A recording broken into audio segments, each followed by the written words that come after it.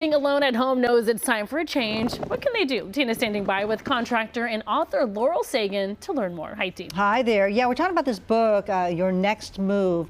So if you're a senior and you're by yourself, one thing, hopefully you have relatives nearby that can come help, because there's certain things that they're limited, right? Yeah.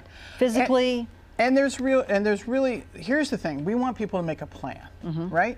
So in the book we go over, housing, like moving it, senior housing, how to pay for it, stuff like that, how to pick an attorney, financial planners. Yeah. I have more than once helped someone get a fiduciary because we're worried about someone taking over their finances or something like that. Right. We go over how do you pick a realtor if you're going to sell your house? What are the best ways to sell your house? If you're going to sell your house, what is the best way, and how do you do it in an emergency, and how do you do it if you can plan? Right. What should you fix up in your house? How much money should you spend before you sell your house?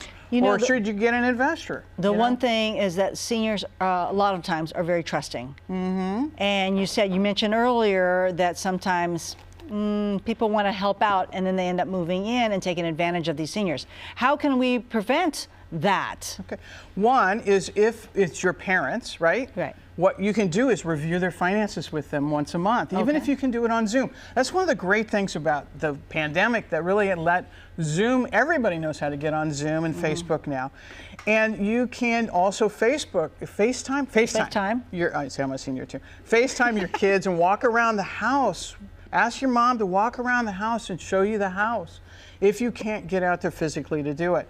The other thing we do, so when we find abuse and stuff and we're gonna, they're gonna sell their house, they're gonna have this money, we make sure they get a certified, licensed fiduciary to help them manage their funds, right? Yeah. Especially if they're starting to have issues with their memory. Yeah.